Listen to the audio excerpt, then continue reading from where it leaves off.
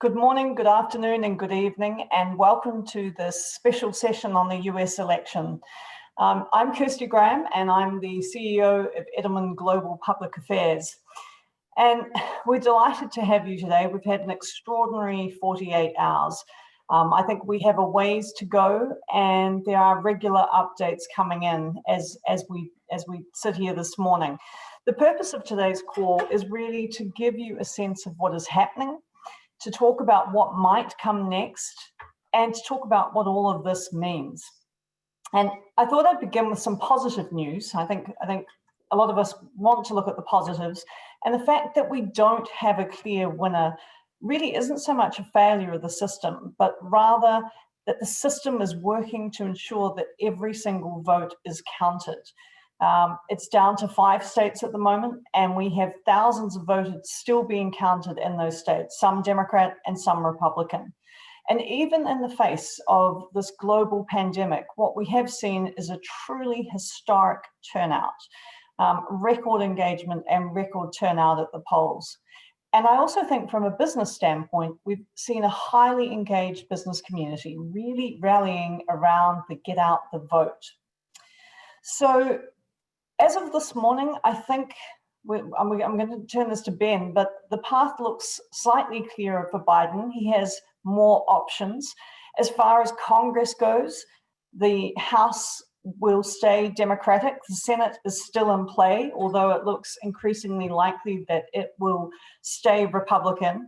And as we know, this election is not just important to the US, but it's one that's being watched literally around the world. And so I'm delighted that this morning we have a truly global panel to talk about this. Let me now introduce the panel, and I'm going to begin by saying good morning to Ben Ginsberg. Ben is an election law expert and was the recent co-chair of the Presidential Commission on Election Administration.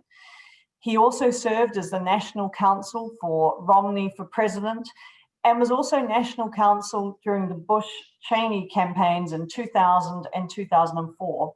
And I know, Ben, that you were also very much on the front line for the Florida recount in 2000. And I have to say that all of us have seen how active you have been during this. We've seen your writing in the Washington Post, and I know that you're very much on call from CNN at the moment. So a particular thanks to you for joining us, given I don't think you've had much sleep the last few days. Next, I'd like to introduce Lisa Ross. Lisa is Edelman's U.S. Chief Operating Officer and runs our DC office. She's lived in Washington for many years. She's a leading public affairs practitioner, and she has held leadership positions at APCO and at Ogilvy before she came to Edelman. And Lisa also served in the Clinton administration in the Department of Labor. Welcome, Lisa. And then in Europe, we have Karl-Theodor Guttenberg. KT is a chairman of Spitzberg Partners, a global investment and advisory firm. He's also an advisor to Edelman and sits on a number of corporate boards. KT served as German Minister of Economics and Technology and then as Minister of Defense in Chancellor Angela Merkel's cabinet. Welcome, KT. And then we have Deborah Lehr. Deborah is the founder and CEO of Basilinna, a global public affairs consultancy firm specializing in China and the Middle East. Deborah is also a partner of Edelman. She has served in many advisory roles, including with Goldman Sachs, and was Deputy Assistant US Trade Representative for China. Deborah is also the Vice Chairman and the Executive Director of the Paulson Institute. Welcome, Deborah. So we are going to go through a series of questions.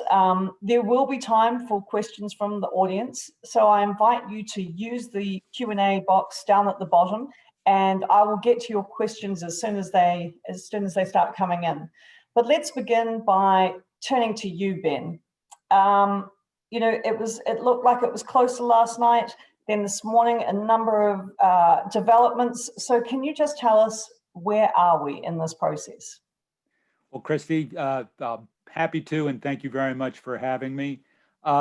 Where we are this morning is a little bit closer to the end of the counts in individual states. It did tighten a bit overnight. Arizona became, where Joe Biden is leading at the moment, became tighter. Donald Trump made up some ground in the count in Maricopa County, which is around Phoenix, so that Biden has about an 80,000 vote lead. More balloting to be counted today in Maricopa County, mostly mail ballots, which should help Biden, but not clear. In Georgia, where Donald Trump is currently ahead, the margin has gotten much tighter in Biden's favor. That's an interesting state because should Biden manage to pull it out in Atlanta and the suburbs around Atlanta, that was a state Donald Trump won 4 years ago, so quite important.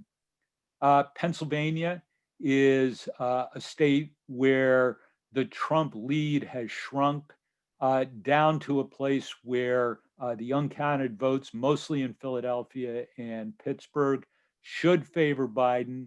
And he's got a path, but an uncertain path to win that state. Nevada showed very little progress overnight. They prefer to count all their votes and then release totals as opposed to give partial totals. So Nevada should be done today, and there are about 600,000 votes outstanding. Joe Biden's lead is about 8,000 votes, but the votes to be opened are mail-in votes from Clark County, which is Las Vegas, and a traditional Democratic area. And lastly, North Carolina, which looks to be a Trump state again this time, although the lead is narrowing there. So the bottom line is that you would rather be Joe Biden than Donald Trump this morning, but this is not over, and Donald Trump does have a path to victory, largely through Arizona and Pennsylvania. So, Ben, what do you expect in the next few days? And possibly an impossible question, but when will we know for sure? It is the question. It is the question of the hour. So what you will see over the next few days is the completion of the announcement of the results from the different states. And the way it works in our country is those are not official votes by any means. They are the rough initial count of the votes. And when you hear winners announced, that's not coming from the states. Those are not official results. Those are our news gathering organizations looking at the historical patterns and making calls on who can win them. So where the process goes from here is that in most states, if the margins are tight enough between the candidates, you can have a recount. If, in fact, there are hints of fraud and irregularities in a state, then you can have an election contest. It varies from state to state because we give a great deal of authority to each state, and boy, they've come up with a different set of rules. And in terms of the ultimate timing, the final certification of the vote is supposed to take place by December 8th. That's a safe harbor provision in something we call the Electoral Count Act of 1887. And we should all hope that is the only time you will hear any reference to that act, because it does govern some of the things we're talking about, but has never been implemented, never been litigated, never been stress tested under any of the past presidential elections. So the Electoral College, in other words, the counting up of who gets what states, occurs on December 14th in each of the state capitals. Each state then transmits its slate of electors, which is the reflection of who won the state. They are opened by the House of Representatives on January the 6th. The new Congress convenes on January 3rd. So in this case, you're going to have a Republicans maintaining control of the Senate, probably with 51 seats, and the House will show a shrunken but nonetheless pretty solid Democratic majority. So we are assured of split control in Washington. Once the votes are opened on January 6th, That usually is the end of it, should some state be so bogged down in the vote count or the litigation that is likely to be filed in every state. There may not be a winner. That's what will lead to some difficult situations in the U.S. The final date to keep in mind is January 20th at noon. That's Inauguration Day. The term of Donald Trump and Mike Pence ends at noon on January 20th. And if there is no winner declared in our electoral college by that point, then you get into the Electoral Count Act and the way the position is filled. There is a line of succession. It is the Speaker of the House, Nancy Pelosi, who might temporarily inherit the White House. So we read overnight that the president's campaign has filed some suits already. Can you say a little bit about those? And I'm specifically also thinking about your experience in 2000 in the Florida recount.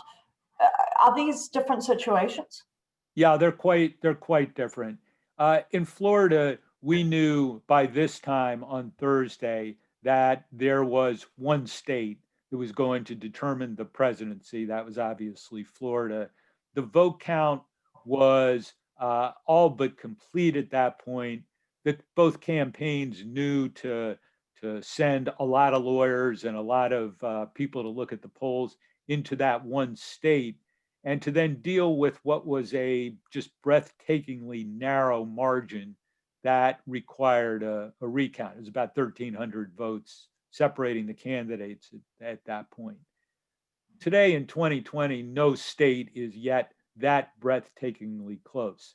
Among the pieces of litigation that were filed were one in Wisconsin, where Joe Biden currently leads by about 21,000 points, 21,000 votes. It's worth noting that Donald Trump won Wisconsin by 22,000 votes in 2016, and his margin held up. Recounts in that state usually produce very little turnover, a couple of hundred votes at most, just to give you some scope of the recounts. In other states, Pennsylvania and Georgia, Nevada, North Carolina, the Trump campaign has either filed or threatened to file a number of different suits, none of them of great enough moment to actually think that they would be able to overturn the outcome of the election. So we can look for prolonged litigation afterwards. It is an interesting strategy to file a number of suits before the results are known. It suggests that you're putting down a marker to protest a defeat. It is not a sign of strength and victory. The Joe Biden campaign has not filed any lawsuits yet. So in the next few days and weeks, we can look for some litigation that may cause some uncertainty.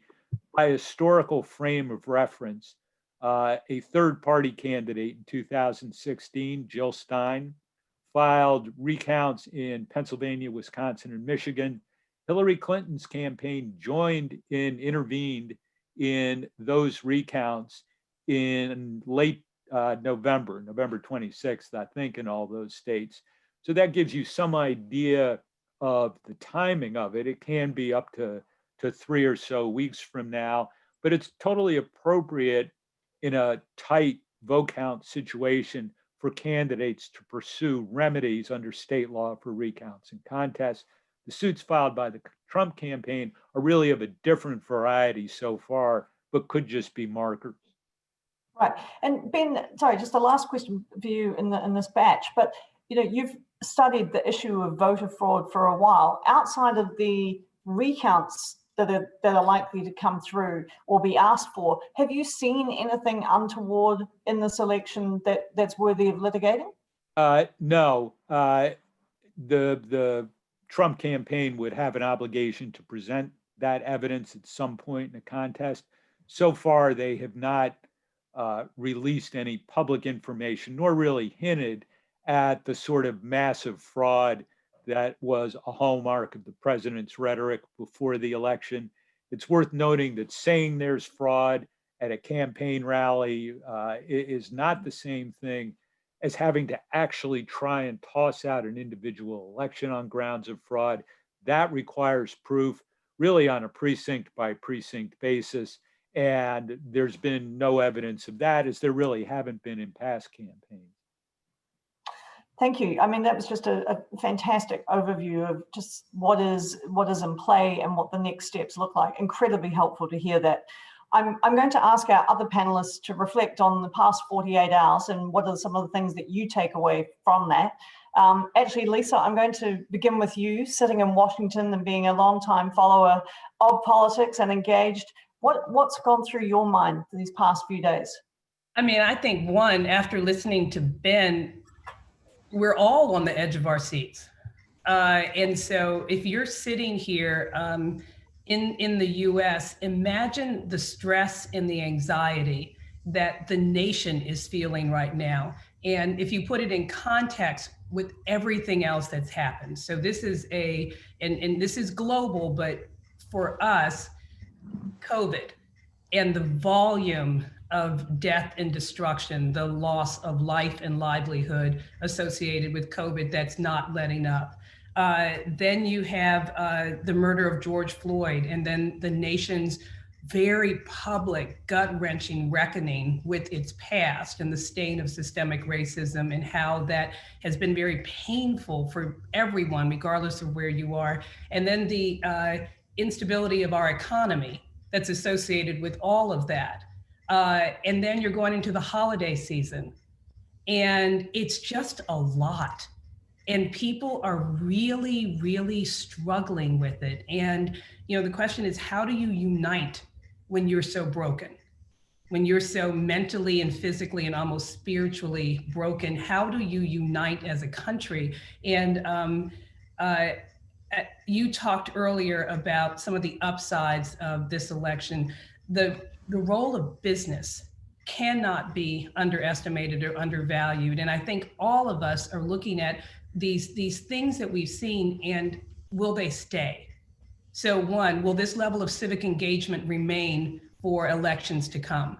I mean, the volume of people that have come out to vote, but how do you sustain that? Two, with so little trust, and our barometer talks about this, so little trust in institutions like media, government, nonprofits, respect for nonprofits, but lack of trust in their ability to deliver. It's all on the shoulders of business.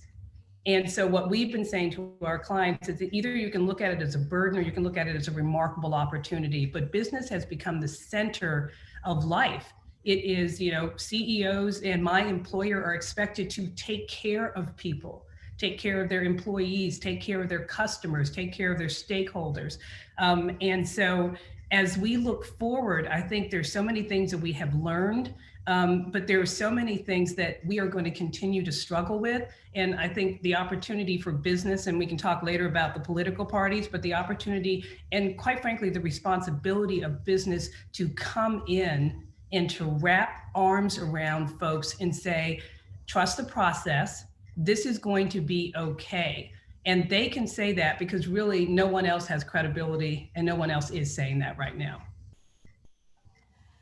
Very, very important points there. And I do want to come back to the role of business. KT, from where you're sitting in Germany, a view from Europe over the past few days.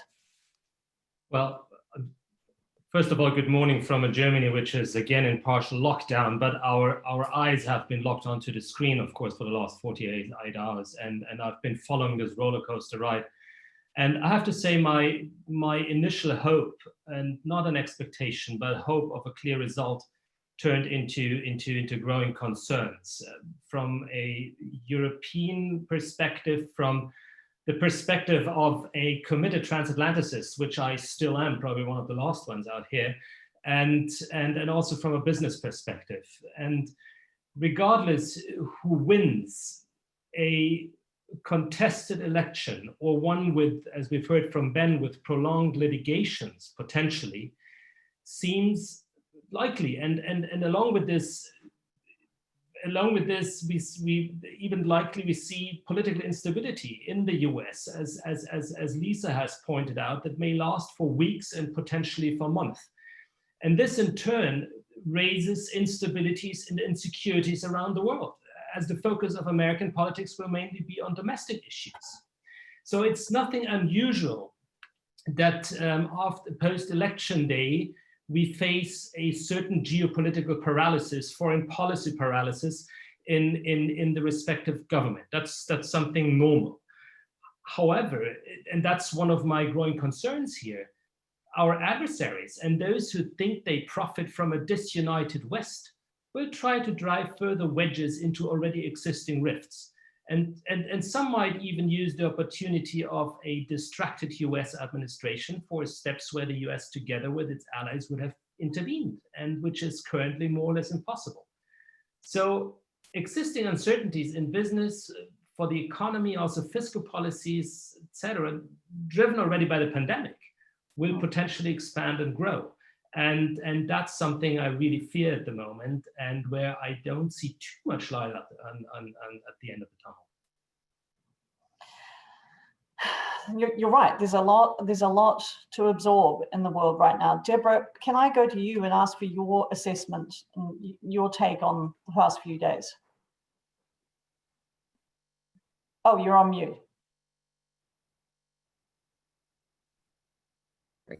I'm delighted to have a chance to talk about the China perspective. And certainly uncertainty is something that the Chinese are always trying to avoid.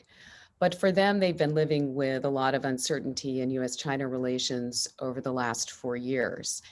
And assuming that there is a President-elect Biden, one of the things that they're hoping for is that they will be able to start to see more certainty in a relationship with the US. Certainly, as we look at the two candidates, what we see in a President-elect Biden is a change that would be in style, not in substance. And so we don't see actually that there would be significant changes overall in the focus areas of the relationship between the United States and China. That there's a bipartisan consensus that the Trump administration identified a lot of what the key challenges are between the two countries, whether it's intellectual property rights or the trade deficit and a need for rebalancing the trade relationship, human rights, cybersecurity, and there's really no turning the clock back to 4 years ago when Biden was last in office. But there's also a sense that there was the right diagnosis, but the wrong prescription. And so there is an interest on behalf of the Chinese of having an administration that's more consistent in its policies and has a tone that perhaps is more productive. There's a sense very much that I think the Trump administration, as I said, while identifying the right issues, its remedies actually exacerbated the situation. Overall, though, change is going to come slowly. And in that sense, the fact that the election and the determination of who is in charge isn't going to impact the relationship with China that much. The Chinese recognize that when any new president comes in, the first issues that he's going to have to address are going to be domestic ones, that they're going to be very much focused, just like the Chinese are, on turning the economy around, on COVID, and that China is not going to be the top priority, even if Trump comes back into office. We think that there'll be obviously a big concern that China will still be a priority in the foreign policy sphere, but very much the issues and focus are going to be on what's at home. And that's what China is looking at too. She comes out of the COVID situation very strong at home. Their economy is back on track. It is trending in the right direction. They are back at work, back at school. And he's just released his 14th five-year plan, which is very much a focus on the domestic situation. But there's a recognition that for both Xi Jinping to achieve his goals and whoever is coming in the US presidency, that they both need to have stability to create jobs, to ensure economic growth, and that's very hard to achieve without cooperation. And we think very much as a last point that these stormy waters can be navigated although it will still be very rough. If Biden does come into office, government to government, we hope, and the Chinese, I think, certainly are looking to see that there would be areas of potential cooperation. We've seen this actually in the media in China in the last 2 days, that their expectation had been that Trump would win re-election. Now that they see the potential of Biden, there's much more about trying to find areas of mutual cooperation, like climate change, like global economic growth, fighting terrorism, rebuilding global government institutions. And for the business community, while it still will remain a challenge in U.S.-China relations, there are many opportunities in China for increased investment as China looks to promote domestic consumption for exports and to invest as China continues to open further certain sectors that have been previously closed to foreign firms. So let me end on that, Kirsty, and happy, of course, to expand on any of these points in the panel discussion. So thank you for that, Deborah. There's a lot to absorb in there. And Katie, I wondered if you had a reflection on the US-China relationship. And indeed, you talked about being a committed transatlantist. You know, some of the issues around, say, 5G or climate change or how Brexit plays out.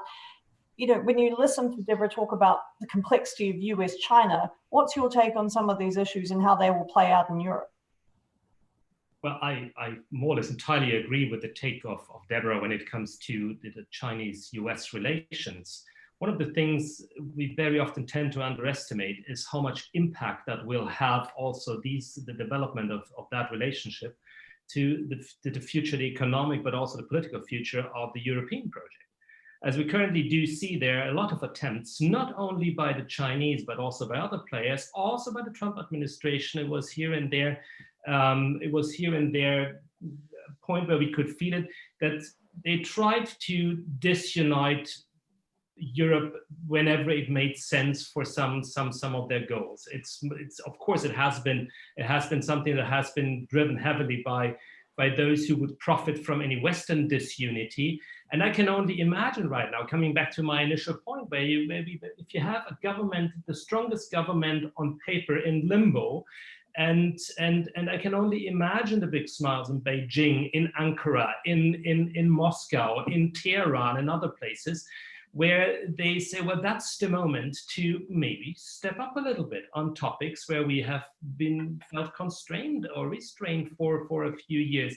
So talking about the US-Chinese relationship, if there's ever a moment to, for instance, test the Taiwan question a tiny bit more, and that's the most diplomatic phrase I can find for it right now, this is the moment. This is the moment where you have a government only looking into its domestic sphere right now.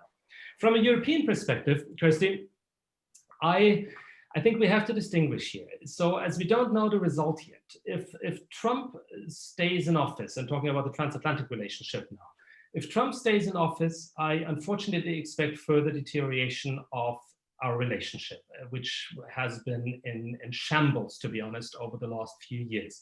And it's not all due to the Trump policies, but it has been a process already over years, probably already over a decade. We will also see further erosion, most probably, of international institutions and also an accelerated global trend to regionalization. That's also one of the things that's easily underestimated. Everyone's talking about right now about a future that may mean a bipolar world, China and the US. I think we have to be very careful with that take. I rather see a much more multipolar world, and don't underestimate Europe's reaction to all these things here. So there might even be a third pillar. If Biden wins, many Europeans would have to bury their romantic thoughts of a renaissance of the good old times. It won't happen. It won't happen. We might see a quick return, yes, to the Paris Climate Accord. We might even see a more cordial tonality, which we urgently need. Maybe even a return to the Iran deal, whether we like it or not. But in substance, some key topics and demands that Trump has tabled won't significantly change. On 5G, on Nord Stream, on the energy dependence on Russia, on China, as we heard before, very important for the business community. Protectionism won't change that much. It was a significant move of the Trump administration into protectionism. It is a very typical move by a Democratic administration, and also the request for higher NATO commitments. So we have to be very aware of the fact that we will also, as Europeans, have to deal under a Biden administration with difficulties in the years to come. And but we have to rebuild our relationship as well. Kirsty, if I could comment a little bit, react to what both KT and Deborah have said. What I think the Democratic Party and the Lincoln Republicans and others have really stressed in this election is style over substance. And this concept, and you heard the former President Barack Obama talk about this a lot when he was campaigning, that drama is dangerous. And that's what this administration has just brought so much of. It's just drama every single day. And it's dangerous. It makes you vulnerable. We know that other countries are watching. And when the level of disarray that we have been in has been dangerous for us. And a continuation of that for the next 4 years, regardless of how you feel about some of the current president's policies, everything he does has this level of disarray and dysfunction, and it's unsettling to us, but we also know what it looks like externally to our partners abroad, and it's not a good look, and it has served us, it has not served us well. It's been quite ineffective. So Lisa, I want to pose a question to you and to Ben around this, because I think, watching the coverage leading up to the election, there was a lot of pundits were talking about, a blue wave or a repudiation of the president, of the agenda. What conversations do you think are happening within the Republican Party? Because if you look at the night, actually, it was probably quite a good night for the Republicans. They've held on to, they've made some gains in the House. They've held on to some of these tight Senate races. In both parties, well, two questions. One, what do you think the conversation is within each party? And second of all, what does it say about polling? Again. Well, it certainly says that our polling industry needs to do an awful lot more readjusting than they did after missing the call in 2016. What is abundantly clear from the election results is just how polarized the country is. So Lisa summarized a point of view that more people in this country agree with. But in terms of the questions going forward, you have to acknowledge that Donald Trump got 48, 49% of the vote, so that not everyone agrees with that assessment of the discord. So that's quite a job for the country to do. I think inside the Republican Party, they're celebrating holding on to the U.S. Senate, albeit by a reduced majority, but to listen to the pundits beforehand, that was not going to happen. And the Republicans could have lost up to 6 seats and instead only lost 2. So that's a pretty good night. The U.S. House, Republicans in the House are saying pretty much the same thing.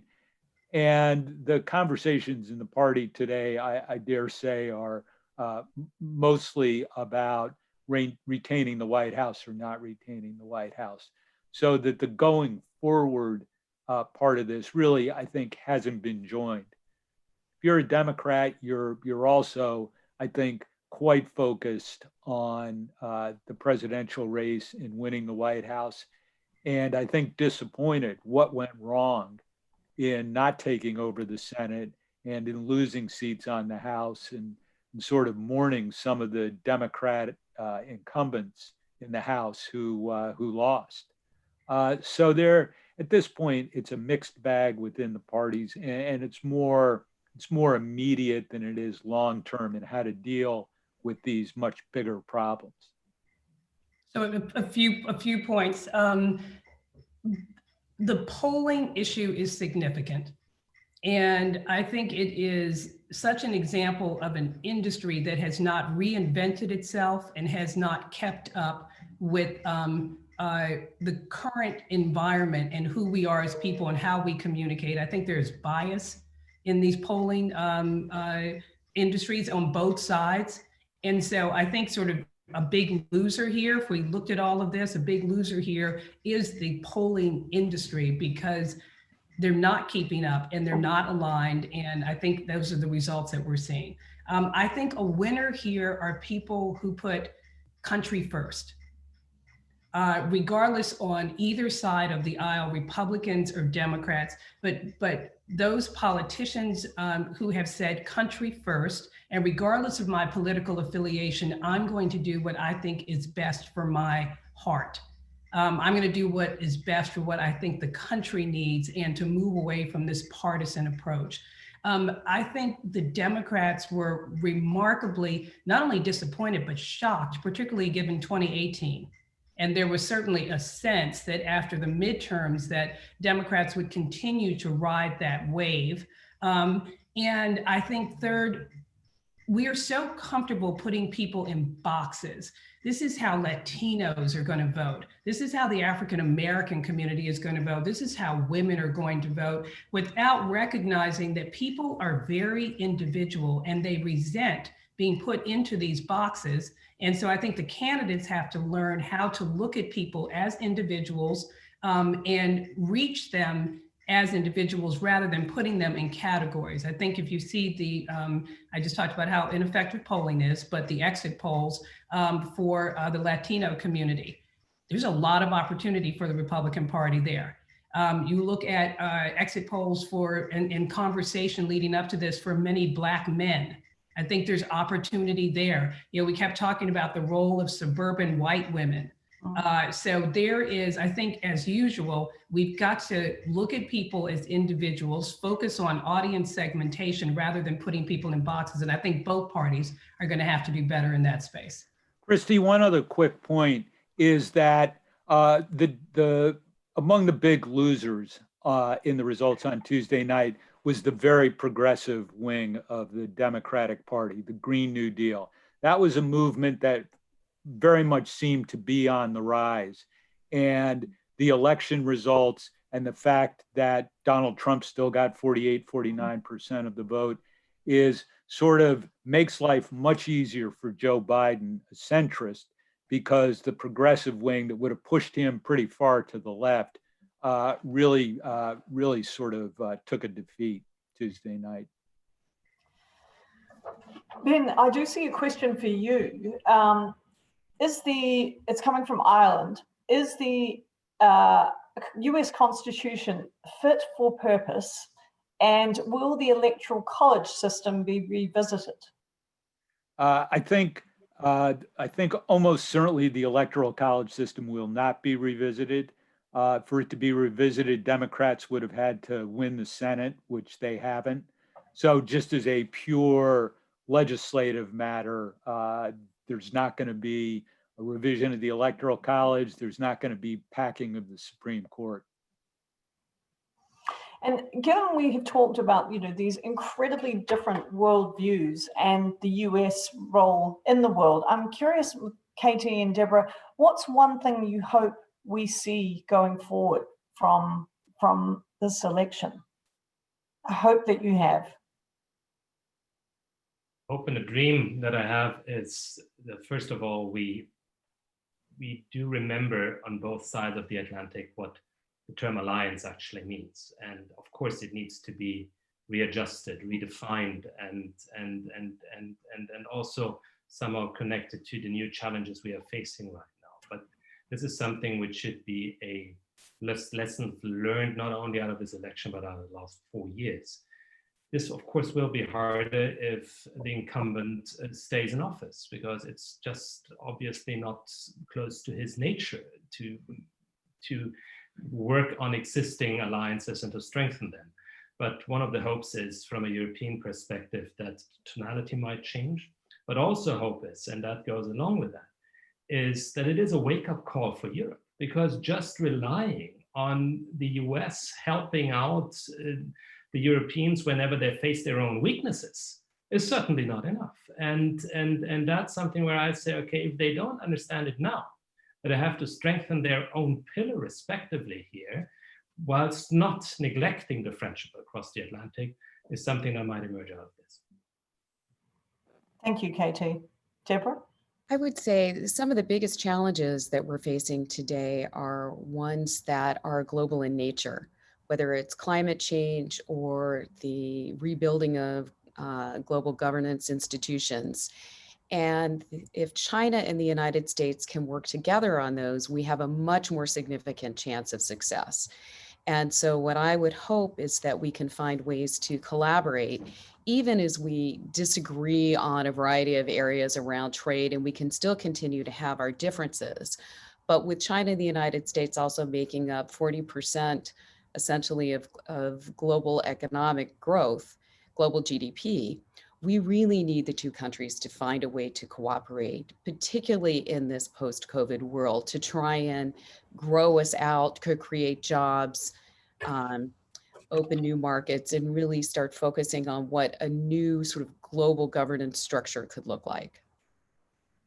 So this has been a fascinating discussion, and I want to thank you all for being so open and so far-reaching in the comments you've made. I think, you know, it's a truly extraordinary time on top of a very unusual 2020. So thank you for that. I want to say to our audience, you know, I'm sure you will have further questions in the days and possibly weeks ahead. Please reach out to Edelman. We will be having more of these as we learn more, and particularly once we know who will be the next administration and what that might mean for the policy agenda. But please reach out to us. I'm going to close by going back to something you said, Lisa, just around, you know, that it is a very tense time in the US. And just to say that I think we have to believe in our democracy, as you were saying, Ben, we have to believe in our institutions, and we will get through this. So I just urge everybody to be patient, watch the process, go through all the necessary steps, and be kind, be safe, and be well. Thank you all very much, and thank you to our panel today.